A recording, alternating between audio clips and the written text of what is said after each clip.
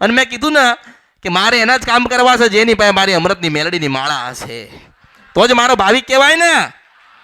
પણ હોય જ નહીં તો, હોય જ નહીં તો, અને હોય તો નામની હોય. નામની ભક્તિ ના કરશો તો ભાઈ ઉતારી દો. જો ભક્તિમાં કદાચ ભક્તિના કૂવામાં પડ્યા છો ને તો પડી જાઉં એમ કહું છું.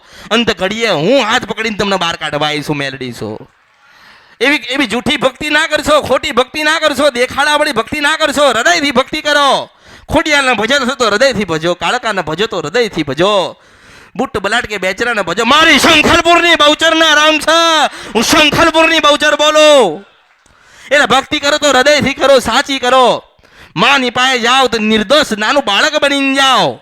નાનું બાળક હોય ને એવું બનીને તમારી કુળદેવી પાસે જાઓ. જો નાના બાળકના જેમ એના ખોળામાં બેહાડીને પાલવ ઢાંકીને ના થવડાવો ને તમારી માં, તો મારા ઉતારમાં ખોટ પડ્યો કહેવાય. હું મેળવી છો. તમને છેતર્યા, તમને બધાએ છેતર્યા. એટલું સમજી લેજો. આ કરવાનું, પેલું કરવાનું, કશું કરવાનું આવતું કે ને કે આ કરવાનું તો મને બતાવવાની. જો આંભળ આંભળ શું કહે છે કે ડોશીના રૂપિયા મળે છે, મળે છે, તારી માં મળે છે, મળે છે. સત્ય કોને કહેવાય? મેં એટલે કીધું કે હું હરીસો લઈને ફરું છું. હું હરીસો લઈને ફરું છું. મારા ભક્તોને કહું છું કે શંકરપુરમાં જા તને ડોશીના રૂપિયા મળીશ, પાવાગઢમાં જા તને ડોશીના રૂપિયા તને મળીશ. હવે ડોશીના રૂપિયા મળવું એટલે કેટલું કાઠું કાઠું કહેવાય ને.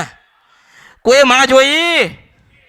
આ તો આપણે સાંભળતા આવીએ ને કે પેલા રાજા હતા ને રાજાને આવું થયું ને મેલડી માં ગયા ને મેલડી માં દુઃખ આલ્યો ને મેલડી માં આમ કર્યું.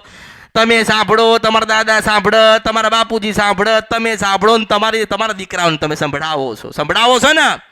યાદ રાખજો, તમારે સંભળાવવું પડશે કે આપણને આપણી માં રાજપરામ બેહેલી ડોશીના રૂપે મળી હતી. આપણી માં કાળકા, આપણી કુળદેવી કાળકા થાય ને પાવાગઢમાં ડોશીના રૂપે આપણને મળી હતી. બધાને માતાઓ મળી, મારા ભક્તોને કેમ ના મળે? બધાને મળી, મારા ભક્તોને મળવી જોઈએ ને.